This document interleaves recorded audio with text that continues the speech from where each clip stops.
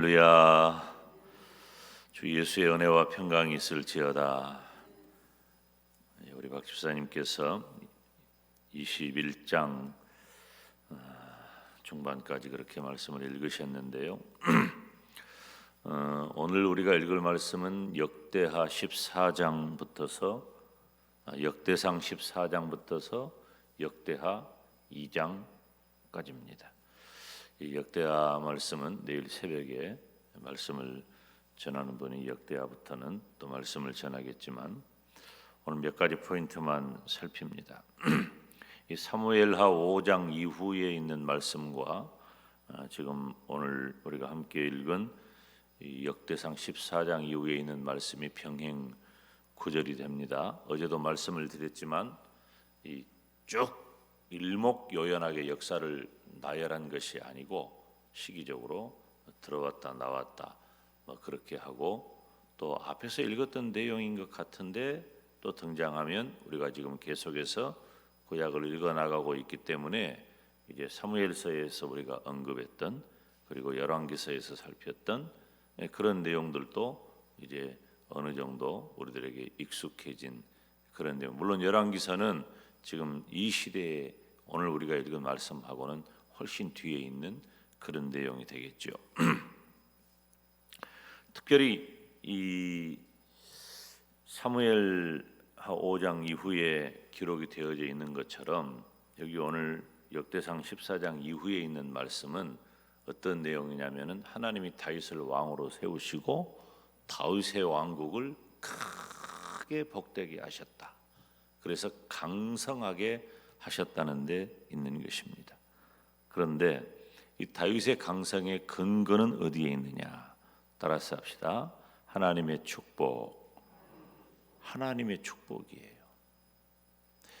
이전에 사울도 아주 괄목할 만한 그리고 많은 사람들이 원했던 그런 왕으로 세움을 받았지만 결국은 사울은 우리가 잘 알고 있는 사울의 길로 가고 만 거예요. 그런데 다윗은 점점 강성해지거든. 사실 다윗은 굉장히 불리한 사람이죠. 왜냐하면은 전 왕이었던 사울의 견제를 굉장히 받습니다. 그래서 어찌 보면 이 다윗이 왕이나 될 수 있을까? 그런 사람이었어요. 그런데 왕이 되었을 뿐만 아니라 하나님이 세우신 그 왕국이 점점 강성하여졌어요. 그러니까 우리가 가끔 그런 생각을 할 때가 있잖아요. 누구는 되는데 누구는 왜 안 되냐. 그런 생각을 할 때가 가끔 있거든요. 물론 완벽하게 그것을 이거다라고 꼭 집어 말할 수는 없지만 우리 가운데 행하는 모든 일들이 잘되고 형통하기를 바란다면 하나님의 축복을 기대해야 돼요. 하나님 나를 축복하여 주시옵소서.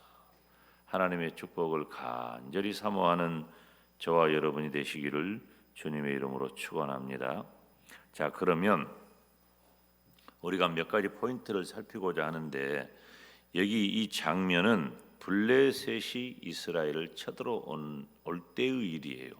아까 우리가 함께 읽었던 14장 13절부터 17절 사이에 있는 말씀을 보면 이 블레셋은 참 지금까지도 이스라엘이 그러잖아요. 이 블레셋과 이 팔레스타인 그 해방기구 그 사람들과 아직도 긴장 관계에 있고 계속 전쟁이 진행 중이라고 볼 수 있는데 지금 이 상황이 되니까 14절에 보니 다윗이 또 하나님께 묻자온대 그랬지요? 하나님께 묻자온대. 또 16절에 이후에 다윗이 하나님의 명대로 행하여.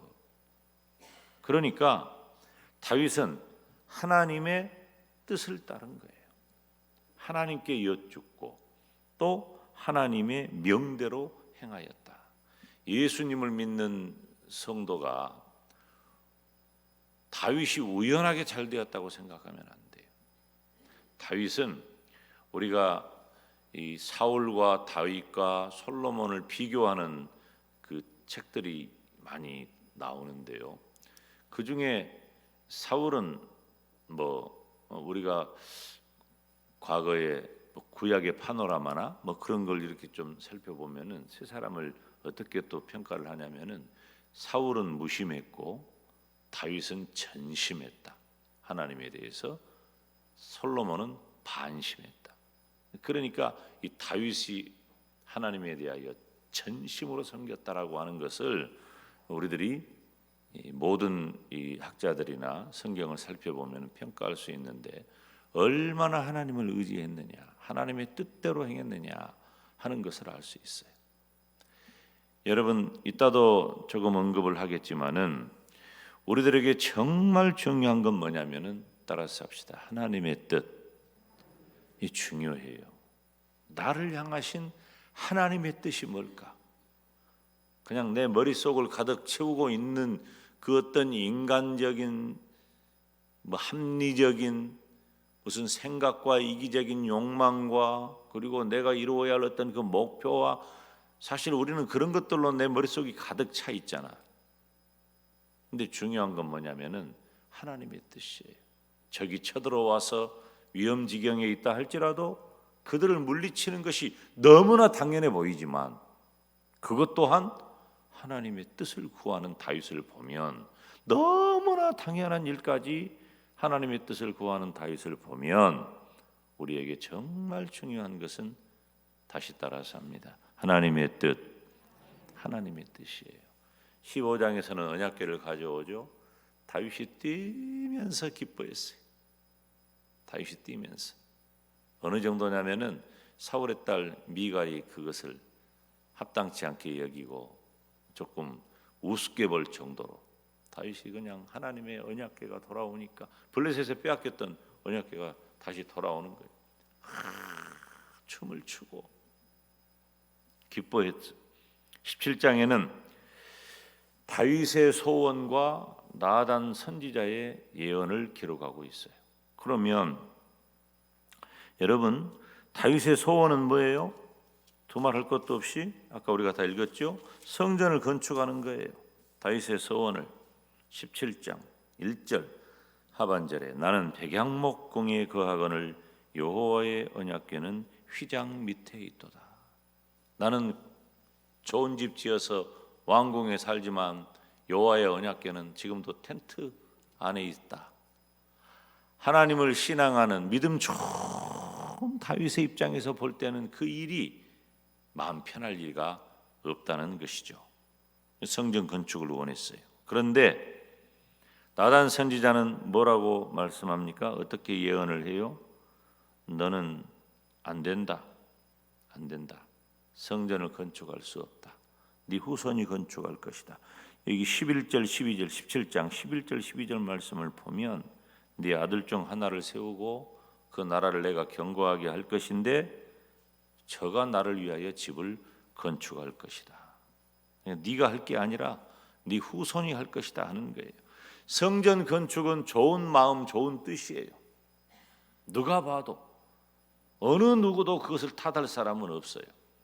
그런데 하나님의 뜻은, 다윗은 전장을 하며 피를 많이 흘린 사람이기 때문에 성전을 건축할 수 없다.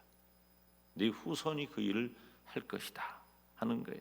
여기서 우리가 두 번째 포인트는 나의 계획과 나의 뜻이 하나님의 뜻과 다를 수 있다는 거예요. 성도에게 가장 중요한 것은 무엇이에요? 하나님의 뜻이에요. 제가 기도에 대해서 말씀을 드릴 때마다 어떤 말씀을 드립니까? 기도는 하면 할수록 하나님의 뜻을 알아가는 작업이다. 하나님의 뜻을 알아가는 거예요. 내가 마음속에 있는 그 무엇을 반드시 이루어내기를 원하는 것이 기도가 아니에요. 우리는 다 그렇게 기도해요. 또 그런 면이 어느 정도 있어요. 나의 필요, 또 내가 원하는 것, 꼭 이루어야 할 것, 그것에 대한 간절한 소원이 나를 기도의 자리로 나오게 하는 것도 사실이에요. 김 목사도 하나님 앞에 간절해질 때는 어떤 때냐면은 정말 간절할 만큼 필요로 하는 기도 제목이 내게 주어질 때는 더 간절해진단 말이에요. 그러나 그러한 때라 할지라도 정말 중요한 건 뭐냐면 나를 향하신 하나님의 뜻이 뭐냐 하는 거예요. 하나님의 뜻이 뭐냐. 저는 이 나중에 이제 언급을 하겠습니다마는 이 다윗이 성전 건축의 뜻을 굽히지 않습니다. 어떻게 드러나냐면 성전을 건축하는 것으로 드러나는 것이 아니라 성전 건축을 위한 준비를 함으로 성전 건축에 대한 의지를 이 다윗이 얼마나 강하게 가지고 있었는가. 그 마음이 정말 좋은 마음, 좋은 뜻이잖아요.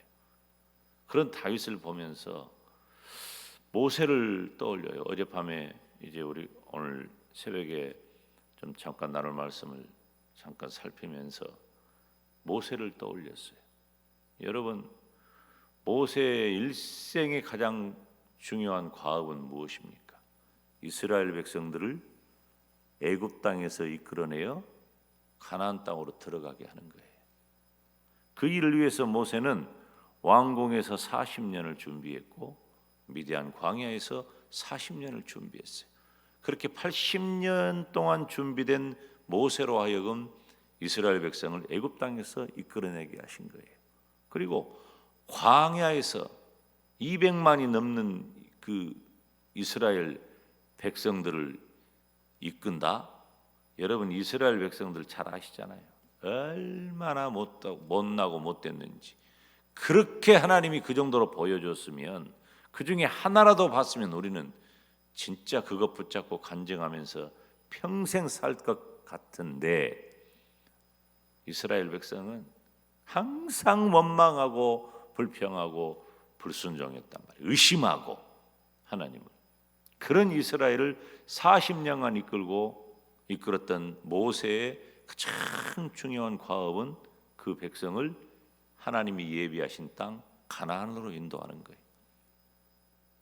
우리가 지난해 2월에 이 요르단에서 건너편에 보이는 가나안 땅을 봤잖아요. 그때 여행하신 분들은 참 그전에도 말씀을 통해서 그 말씀을 볼 때마다 모세가 비스가 산에서 혹은 느보 산에서 눈앞에 바로 보이거든. 바로 보여. 바로 요단강이 보이고 바로 가나안 땅이 보인단 말이에요. 몇 걸음 달려가면 금방 넘어갈 곳이에요. 40년 광야 세월을 지나온 것을 생각을 한다면 거기 요단강 건너가는 것쯤이야. 지척에 있지요. 그런데 하나님께서 모세 가나안 땅 허락하지 않습니다. 여호수아 1장 1절을 보면서 참 마음이, 저는 주의 종으로 살아가니까 여호수아 1장 1절이 뭐라고 시작한 줄 알아요? 모세가 죽은 후에 그런 거예요. 여러분, 모세가 죽어야 여호수아의 시대가 열리고 모세가 죽어야 여호수아가 이스라엘을 이끌고 가나안에 들어가는 거예요. 이게 하나님 뜻인 거예요. 어떻게 보면 인간적으로 하나님 참 진짜 우리가 주의 종으로 살고 또 하나님의 뜻을 따라 살아가는 성도로서 정말 하나님 참 야박하시다. 인간적인 생각을 할 때 참 야속하시다. 그런 생각을 할 수도 있지만 하나님의 뜻인 걸 어떡할 거예요? 어떡할 거예요? 사랑하는 여러분, 우리가 두 번째 포인트에 중요한 것은 내 계획과 나의 뜻보다도 따라서 합시다. 하나님의 뜻, 하나님의 뜻이. 시간 오늘 오버될 것 같으니까 20한 2, 3분까지만 내가 다 할게요. 21장에서 보면 이 다윗이 인구조사를 합니다. 그런데 21장에 인구조사하는 장면을 뭐라고 표현하냐면 21장 1절에 따라서 합시다. 사단이 일어났다 그래요. 그리고 사단이 일어나 이스라엘을 대적하고 다윗을 격동하여 이스라엘을 계수하게 하니라. 계수했다는 것은 숫자 셌단 말이죠. 인구조사했단 말이에요. 여기서 인구조사했다는 말은 남자 몇 명이냐, 어떤 남자, 나가서 전쟁할 만한, 전쟁을 수행할 만한 남자의 수가 몇이나 되느냐. 그 말은 무슨 말이에요? 우리 힘이 어느 정도나 되느냐라고 하는 거죠. 물론 주변에 이스라엘을 힘들게 하고 이스라엘을 괴롭게 하는 여러 나라들이 있기 때문에 방비를 하고 전쟁을 준비하는 일은 당연한 일이에요. 그런데 그 일을 여기 보니까 사단이 일어나 다윗을 격동하여 그랬어요. 왜 이런 표현이 있을까요?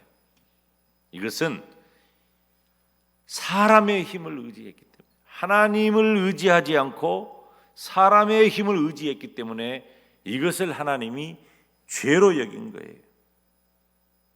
7절 보세요.